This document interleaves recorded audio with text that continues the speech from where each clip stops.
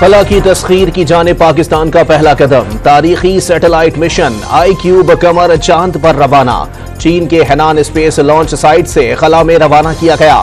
Satellite 5 روز کی مسافت طے کر کے چاند کے مدار پر پہنچے گا۔ آئی کیوب قمر کا ڈیزائن اور ڈیولپمنٹ چین اور سپارکو کے اشتراک سے تیار کیا گیا۔ مشن کی کامیابی پر پاکستان چاند پر پہنچنے والا دنیا کا 6واں ملک بن جائے گا۔ وزیر اعظم شہباز شریف کی مبارکباد۔ آئی کیوب قمر کا وزن 7 کلو ہے، جس میں 12 واٹ کی بیٹری اور 2 سولر پینلز بھی نصب کیے گئے ہیں۔ سیٹلائٹ ڈیزائن کی لائف 3 ماہ ہے۔ مشن کا مقصد چاند سے مختلف مواد پر مشتمل نمونے حاصل کرنا ہے، جس سے چاند، زمین اور نظام شمسی کی تاریخ سے متعلق معلومات حاصل کی جا سکیں گی۔ انسٹی-ٹیوٹ آف اسپیس ٹیکنالوجی میں آئی کیوب کیو ٹیم کے رکن پروفیسر ڈاکٹر خرم کے مطابق سیٹلائٹ کی مدد سے سائنسی تحقیق، تکنیکی ترقی اور خلائی تحقیق سے متعلق تعلیمی منصوبوں میں آگے بڑھا جا سکے گا۔ کراچی کے سپارکو آڈیٹوریم میں خلائی مشن کے تاریخی مناظر دیکھنے کے لیے خصوصی انتظامات۔ براہ راست مناظر دیکھنے کے لیے اسکرین نصب۔ مشن کی روانگی کے موقع پر قومی ترانہ بھی چلایا گیا۔ اسلام آباد میں بھی تاریخی مناظر کے لیے شرکاء پرجوش۔ وزیر اعظم نے نگراں دور کے بعد گندم کی درآمد جاری رکھنے کا نوٹس لے لیا۔ موجودہ حکومت میں گندم کی درآمد جاری رکھنے کی تحقیقات کے لیے 4 رکنی کمیٹی تشکیل۔ کمیٹی فروری 2024 کے بعد گندم درآمد کی اجازت دینے اور ایل سی سے کھولنے کے ذمہ داروں کا تعین کرے گی۔ کسان اتحاد کی پنجاب حکومت کو گندم کی خریداری کے لیے 1 ہفتے کی مہلت۔ گندم خریداری نہیں ہوئی تو قومی شاہراہوں کو بند کر دیں گے، چیئرمین کسان اتحاد خالد حسین باٹ کی دھمکی۔ لاہور میں نون لیگ کا مشاورتی اجلاس، نواز شریف اور مریم نواز سمیت مرکزی رہنماؤں کی شرکت۔ وزیر خوراک پنجاب کی گندم کی خریداری کے معاملے پر بریفنگ۔ سعودی وفد کی بہترین مہمان نوازی کی جائے، سعودی وفد کے ساتھ پاکستانی کاروباری شخصیات کی ملاقاتیں نتیجہ خیز ہوں گی، وزیر اعظم کی اجلاس میں گفتگو۔ جوڈیشل کمیشن کا چیف جسٹس قاضی فائز عیسیٰ کی زیر صدارت ججز کی تعیناتی کے طریقہ کار سے متعلق اجلاس۔ رولز میں ترمیم کا فیصلہ نہ ہو سکا، رولز کی منظوری کا معاملہ آئندہ اجلاس میں ہوگا، اجلاس غیر معینہ مدت کے لیے ملتوی۔ خوزدار میں چمروک چوک پر ریموٹ کنٹرول بم دھماکہ، پریس کلب کے صدر محمد صدیق مینگل جاں بحق۔ واقعے میں 9 افراد زخمی بھی ہوئے، دھماکے کی CCTV فوٹیج سامنے آ گئے۔ بلوچ دہشت گرد تنظیموں کی مظالم سے تنگ بلوچستان کے عوام سڑکوں پر آ گئے۔ مشکئی میں کالعدم BLF کے سرغنہ ڈاکٹر اللہ نذر اور اختر ندیم کے خلاف بلوچوں کی احتجاجی ریلی، مظالم کے خلاف پلے کارڈ اٹھائے، شہریوں نے کالعدم BLF کے جھنڈے بھی جلا دیے۔ لاہور میں پولیس اہلکاروں کی ٹارگٹ کلنگ کا ٹاسک کالعدم تنظیم نے دیا، لاہور سے گرفتار دہشت گرد کا اعتراف۔ مزید 14 ساتھیوں کا شہر کے مختلف مقامات پر موجودگی کا انکشاف۔ پولیس نے 2 خواتین سمیت دہشت گرد کے مزید 4 ساتھیوں کو حراست میں لے لیا۔ عامر میں گونر فارم کے قریب تیز رفتار بس کھائی میں جا گری، 20 افراد جاں بحق اور 21 زخمی۔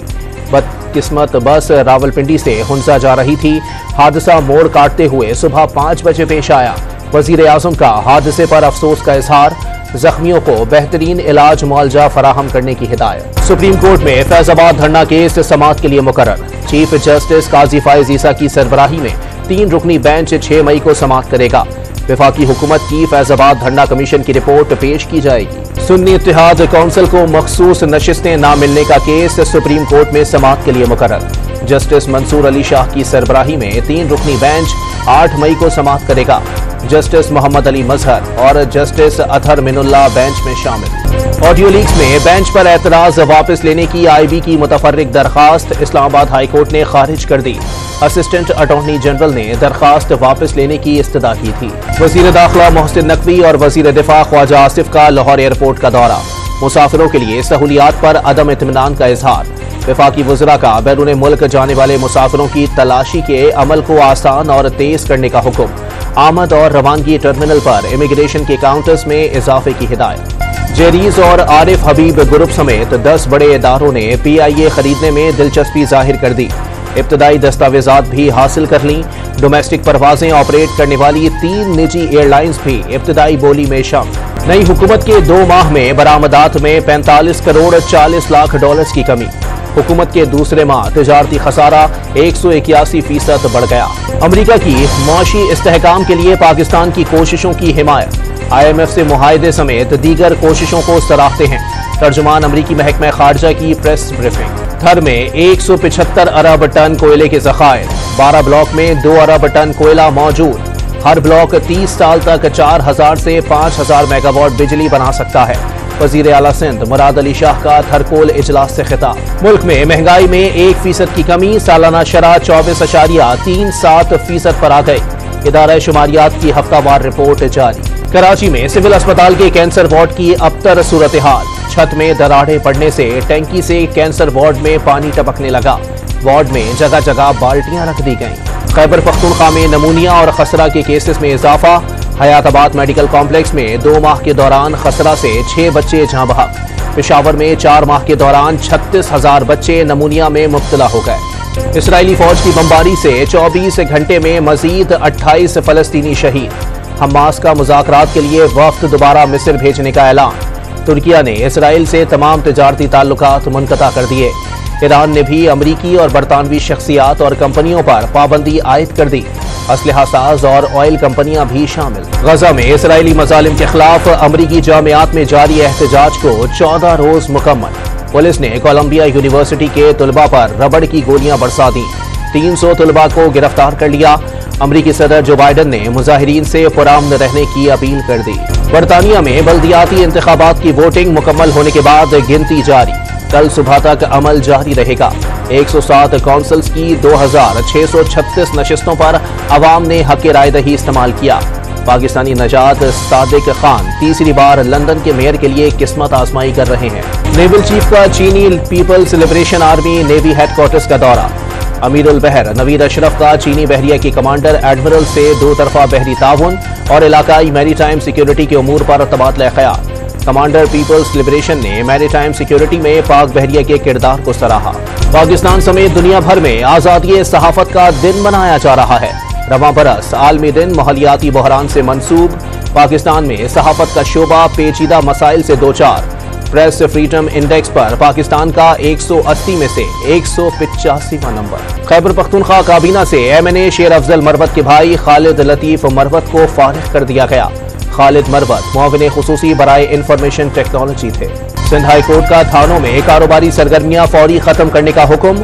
تھانوں کی زمین پر قائم دکانوں اور دیگر کاروبار کے خلاف آپریشن کی ہدایت۔ لاہور ہائی کورٹ نے موٹر وے پولیس سے بدتمیزی کرنے والی 2 خواتین کی حفاظتی ضمانت منظور کر لی۔ دونوں خواتین کو 4 روز تک گرفتار کرنے سے روک دیا گیا۔ بلوچستان حکومت کا اسکولوں میں غیر حاضر اساتذہ اور ملازمین کے خلاف ایکشن۔ 68 کو نوکری سے نکال دیا گیا، 98 معطل۔ سونے کی قیمت میں 1400 روپے کی کمی، فی تولہ قیمت 2,39,600 روپے ہو گئے۔ ایران سے بارش برسانے والا ایک اور سسٹم بلوچستان میں داخل۔ محکمہ موسمیات کی کوئٹہ سمیت صوبے کے 13 اضلاع میں گرج چمک کے ساتھ آج بارش کی پیش گوئی۔ چمن، زیارت، پشین، مستونگ اور دیگر علاقوں میں آندھی کا امکان۔ 4 روز مسلسل شدید گرمی کے بعد کراچی میں بادلوں کے ڈیرے۔ معتدل ہواؤں نے گرمی بھگا دی۔ موسم خوشگوار ہونے سے شہریوں نے سکھ کا سانس لیا۔ دورہ آئرلینڈ اور انگلینڈ کے لیے پاکستانی ٹیم کا مختصر تربیتی کیمپ کل سے قذافی اسٹیڈیم لاہور میں شروع ہوگا۔ پاکستان کرکٹ بورڈ میں PSL کمشنر نائلہ بھٹی مستعفی ہو گئیں۔ پاکستان کرکٹ ٹیم اس سال کے آخر میں جنوبی افریقہ کا دورہ کرے گی۔ 2 ٹیسٹ، 3 ون ڈے اور 3 T20 کھیلے گی۔ ویسٹ انڈین گلوکار کی آواز میں T20 ورلڈ کپ کا آفیشیل ترانہ جاری۔ کرس گیل اور 8 بار اولمپکس گولڈ میڈل جیتنے والے دنیا کے تیز ترین انسان یوزین بولٹ جلوہ گر۔ اور چترال کی حسین وادی میں 3 روزہ جشن کاکلشت کا افتتاح۔ والی بال، فٹ بال، کرکٹ اور پیراگلائیڈنگ سمیت روایتی کھیلوں کے مقابلے، ثقافتی اور موسیقی کے اسٹال توجہ کا مرکز بن گئے۔ بڑی تعداد میں غیر ملکی سیاح بھی فیسٹیول دیکھنے پہنچ گئے۔